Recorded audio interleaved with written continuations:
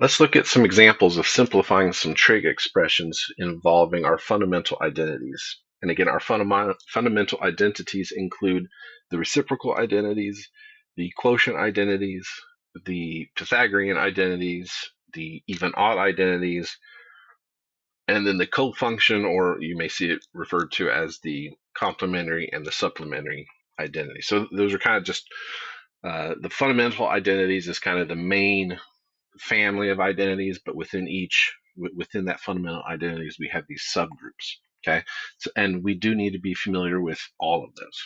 Okay, as we go through simplifying expressions, again, I would encourage us to think about two questions.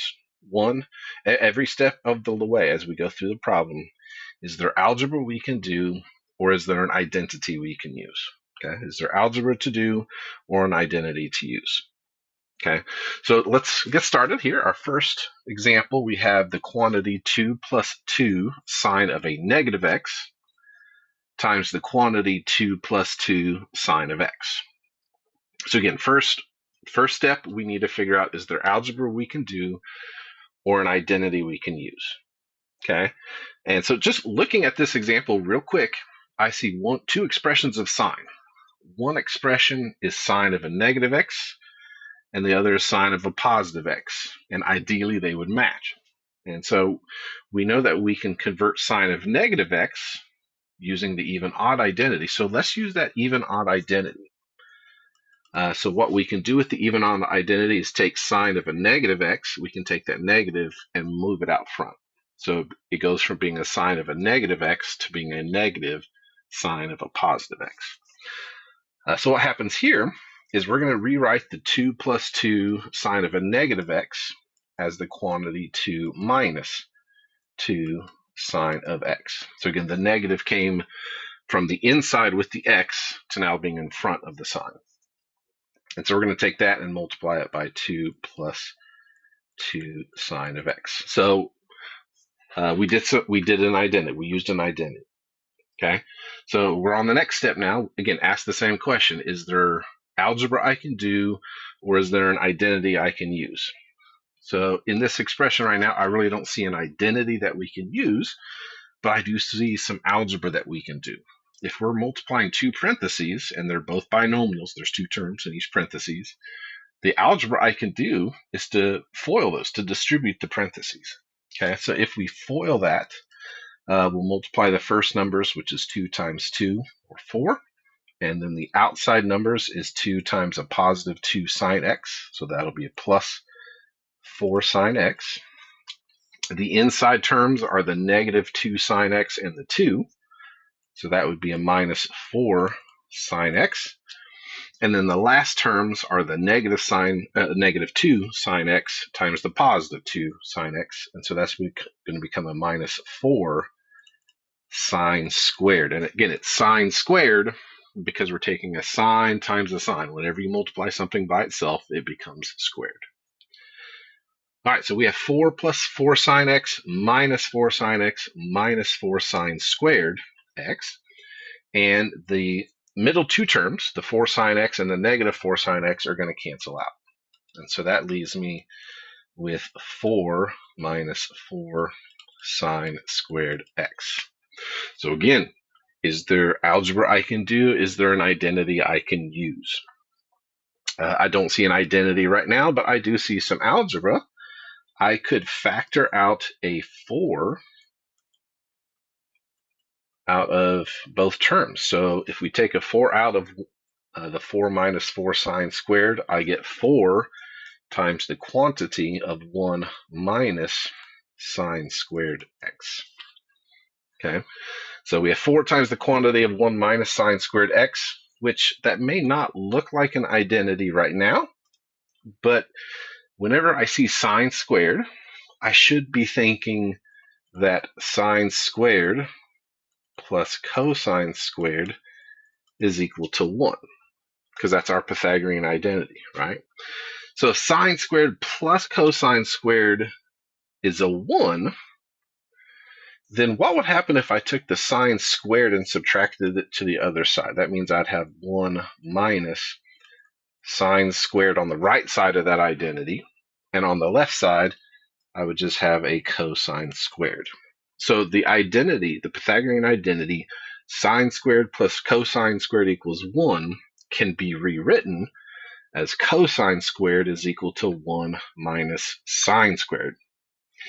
So that means if I look at my expression, I have 4 times the quantity 1 minus sine squared. I can replace that 1 minus sine squared with just a cosine squared. And so my sort of final simplified answer, my final simplified expression here is just going to be 4 cosine squared x. Okay. All right, let's try another one. We have sine of the quantity pi over 2 minus theta times sine squared of theta plus cosine cubed of a negative theta. Okay, so at this, our first step, as we go through the problem, think about our 2 questions. So is there algebra I can do or an identity I can use? The only real operation, algebraic operation we have here is this addition between the sine and the cosine. And I really can't, they're not like terms, so I can't really add anything there. So what about an identity? Well, again, there's 2 identities that I'm seeing here.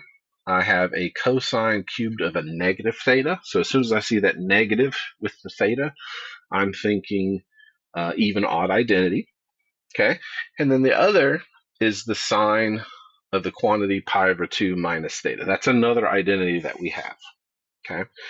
I know that the sine of pi over 2 minus theta is actually just equal to the cosine of theta. And I know that cosine of a negative theta is also equal to cosine of theta. So cosine cubed of negative theta is just going to equal cosine cubed of theta. Okay, so there's actually 2 identities we can do, and you can do them in separate steps if you want, or you can do them kind of in the same step, which is what I'm going to do here. So I can rewrite our given expression as the cosine of theta. That replaced the sine of pi over 2 minus theta. So again, we have the cosine of theta times the sine squared of theta plus the cosine cubed of just theta, right? Not negative theta, just theta. Okay. So I actually use 2 identities. I use the cofunction or the complementary identity, and I use the even odd identity for cosine. All right.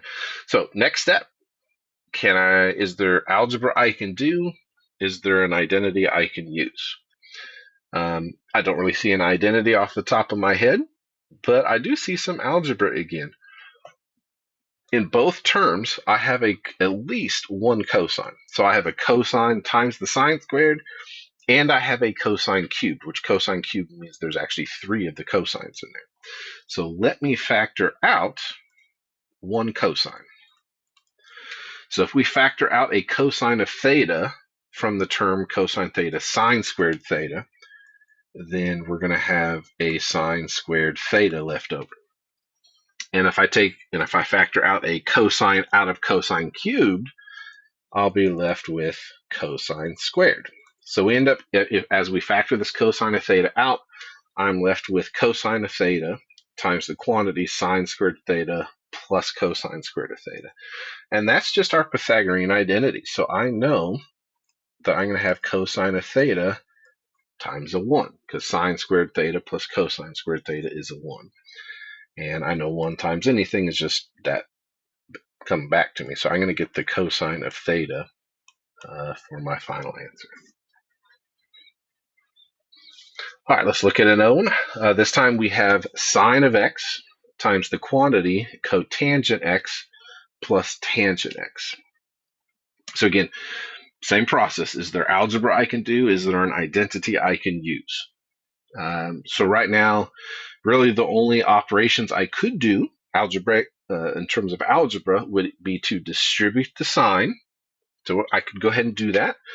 But I can't, and the other option is an addition, the cotangent plus the tangent, but those aren't like terms, so I can't add them together. So really the only algebra I could do is this multiplication. I could totally do that now, but let's consider our options. So there is one step of algebra I could do. The other option is that I could do some identities. Okay. For example, I know cotangent could be rewritten as 1 over tangent, or cotangent is also cosine of x over sine x, right? And so I know that cotangent of x is cosine x over sine x. And I also know that tangent of x is sine x over cosine x. So those are a couple identities that we could use right off the bat. So we have a little bit of algebra we can do. We also have a couple identities that we can do. Okay. Honestly, it doesn't matter the order that you do these. We're going to have to do both of them at some point. Sometimes I think it's going to be easiest if we convert any trig expressions to just being expressions containing sines and cosines. So in other words, if we have cotangent and tangent, let's rewrite them using our sine and cosine identity. So I'm going to do that first this time. Again, I could do it in a different order and we'll still get the same result, but I think this will kind of make the most sense. So I'm going to leave the sine x out front. So we're going to have sine x times the quantity, and instead of the cotangent x, I'm going to use the quotient identity to rewrite cotangent as cosine x over sine x. Plus, and I'm going to do the same thing with tangent. Tangent is sine x over cosine x. Okay. So I have sine x times the quantity, cosine x over sine x, plus sine x over cosine x. Okay. So next step. Is there algebra I can do? Is there an identity I can use? Well, just looking at that expression, I feel like I'm all out of identities. So the algebra that I could do, again, I could multiply the sine through the parentheses, or I could figure out how can I add those two fractions. And so I want to go with that next. In order to add two fractions, we need a common denominator. And in this case, one fraction has sine and the other fraction has cosine. So that means the common denominator is going to be the product. So the LCD, the least common denominator, is going to be the product of the two denominators. Okay. So we're going to have sine x times cosine x over sine x times, well, this fraction needs to have a cosine in the denominator. So I'm going to do cosine x over sine x times a cosine x over cosine x. That way I'll get a sine and a cosine in the denominator. Plus the sine x over cosine x. This time I need to get a sine in the denominator, so I'm going to multiply that by sine x over sine x. And so now I have sine x times the quantity. And if I go ahead and multiply the original fraction times the fraction that helps me get a common denominator, remember cosine x over cosine x and sine x over sine x, those are both ones. So I'm not changing the expression, just the way it looks. So when I multiply straight across. So cosine x times cosine x is going to be cosine squared x over sine x times cosine x. And I can't multiply that any further. It's just going to be sine x times cosine x. And if we do that for the second fraction, we have sine x times sine x, which is going to give me sine squared x over cosine x times sine x. Okay. Now, the denominators of sine x cosine x and then cosine x sine x, those are actually the same thing. It doesn't matter the order that we write the sine and the cosine. They are a common denominator. So let's go ahead and rewrite that over the common denominator. So I'm going to have sine x times the quantity, and when we add fractions, we add the numerators. I'm going to have cosine squared x plus sine squared x, and all of that is over the single denominator, the common denominator, sine x times cosine x. Okay. And so if we look at the numerator there, I know cosine squared x plus sine squared x, that's just the Pythagorean identity, and which is a 1. So I can have sine x times a 1 over sine x times cosine x. And when I multiply sine x times the fraction 1 over sine x cosine x, the sine x's cancel. And so we're really just going to be left with 1 over cosine x. And it turns out that that is our reciprocal identity of secant of x. All right, next example, we have 1 over the quantity secant of x plus 1 minus 1 over the quantity secant of x minus 1. So again, is there an identity we can use? Is there algebra we can do? Okay. The only identities right now that we have is that we know secant is 1 over cosine. I can totally use that, but I may not want to. We'll see. Again, there's usually, if you have an identity that works, try it. See what happens. If it doesn't work, try something else. Okay, there's oftentimes no specific one path to take here. So again, there is the identity secant of x is 1 over cosine x. If I wanted to think about algebra, I'm trying to subtract two fractions. And in order to combine two fractions, I need a common denominator. One denominator is the secant of x plus 1, and the other is the secant of x minus 1. So in order to combine the fractions, I need an LCD, at least common denominator. And again, in this case, I'm going to get that by multiplying the two denominators together. So let's go ahead and try that and do that this time. So if I multiply, so what does the secant of x plus 1 need? To have a common denominator, it needs to have a secant of x minus 1. So I need to take the fraction 1 over secant x plus 1 and multiply it by a 1, which I'm going to write as secant of x minus 1 over the secant of x minus 1, minus 1 over the secant of x minus 1. Oops, that minus 1 goes in the denominator. I'm going to multiply this to find my LCD. This has a secant of x minus 1, and so I need to put a secant of x plus 1 in the denominator, which means I have to also multiply a secant x plus 1 in the numerator. Okay. So let's go ahead and multiply those. So in the numerator, we have 1 times the secant x minus 1, which is just going to leave us with a secant x minus 1. In the denominator, when I multiply secant x plus 1 times a secant x minus 1, I'm going to need to FOIL that. And so when I FOIL that out, that's going to give me a secant squared x minus a secant x plus a secant x, and then minus 1. And then we do that for the second fraction, so minus, and then we have 1 times the secant x plus 1. So we're going to have a secant x plus 1 in the numerator. And the denominator, we're going to have to FOIL that again, and we're going to get the same thing. So we're going to have secant squared x minus a secant x plus a secant x, and then minus 1. And in both denominators, the minus secant x plus secant x is going to cancel out.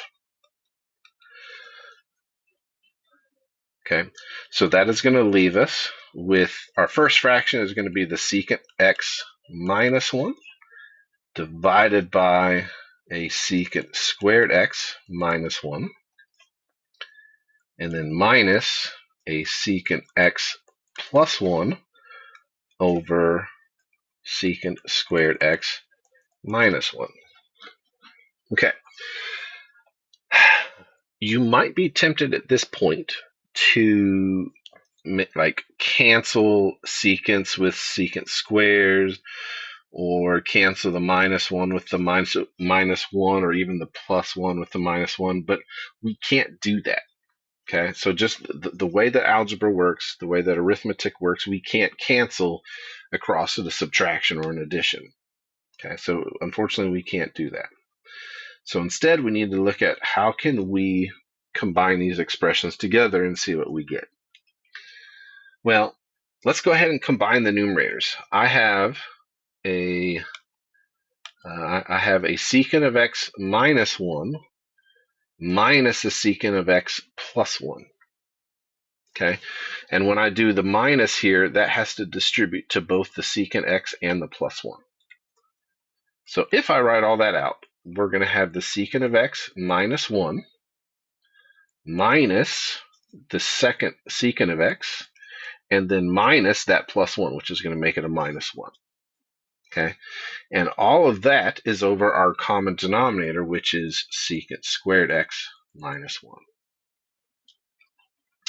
If you look at the numerator, we have a secant x and a minus secant x, so those are going to cancel out. And so we're just left with a minus 1 minus 1 and a minus 1. So that's going to become a minus 2. So in the numerator, we have a negative 2. And in the denominator, we have secant squared x minus 1.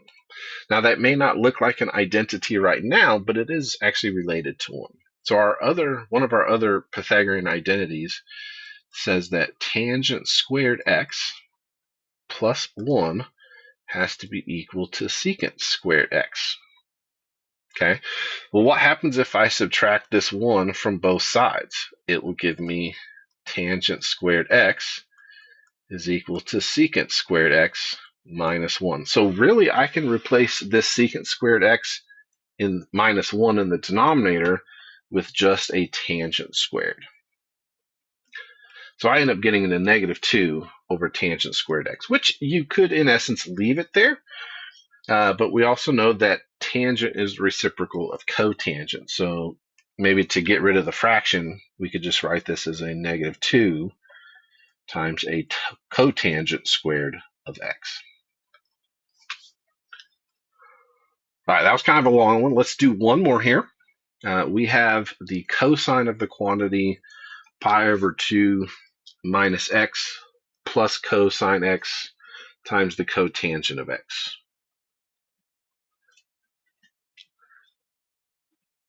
So the first one, the cosine of pi over 2 minus x, that is that's one of our complementary or co-function identities. So I know cosine of pi over 2 minus x is the same thing as a sine x. And so we're going to sine x plus cosine x.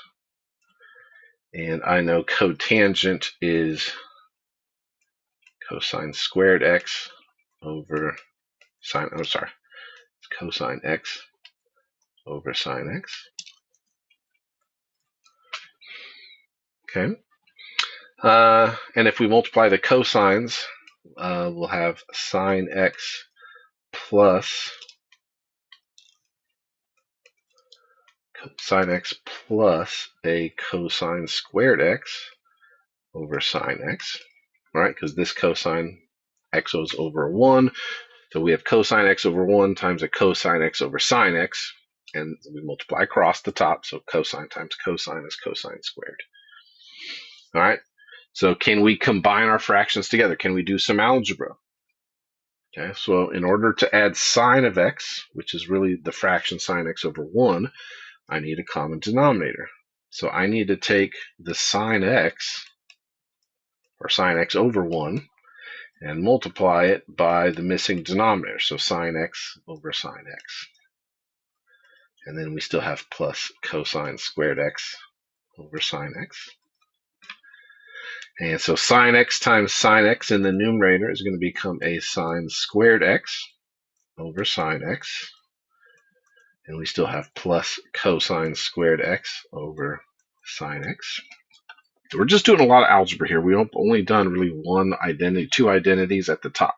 We did the cosine of pi over 2 minus x, and then we converted the cotangent. Okay, everything else has been algebra so far.